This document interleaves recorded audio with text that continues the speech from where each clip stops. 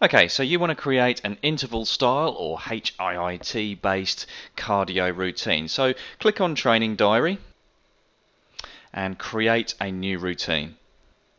Now on the left hand side you'll see a list of all your exercise routines and who they were created by. Obviously your name, or if you have a personal trainer, that will be there too. So let's go ahead and add a new routine. Now, let's call this something meaningful for you. So in this case, we're going to call it our interval smash 2000. You can call it whatever you want. So confirm. Now we'll add an exercise into this routine. So let's go ahead.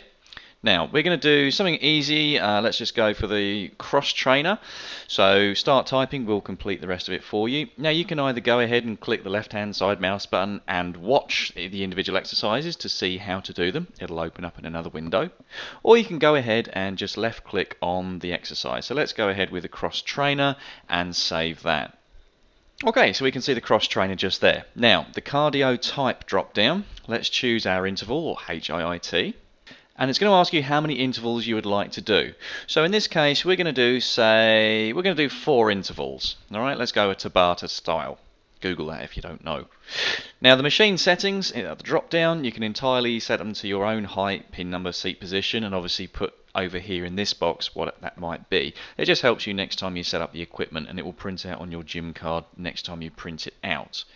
Now you've got 2 options. You can either go ahead and just add this interval style exercise there, but we don't want to do that. We actually want to set up specific times and distances, etc. So let's click up Setup Exercise, and voila. So what we have here on this screen, we have obviously a warm-up and a cool-down period.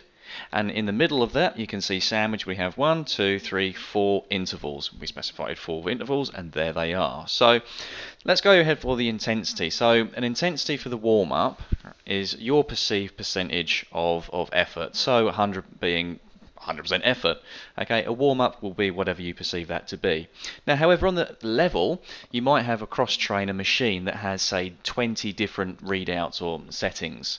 Okay, so on the front screen, you can crank it up or crank it down through the 20 different settings on that machine. So for a warm-up, for argument's sake, you might only want to do, say, a level 5. There's no body weight required on that, so don't tick it. But in this case, we want to do, say, a 3-minute warm-up. There will be no rest between your warm-up and your first interval.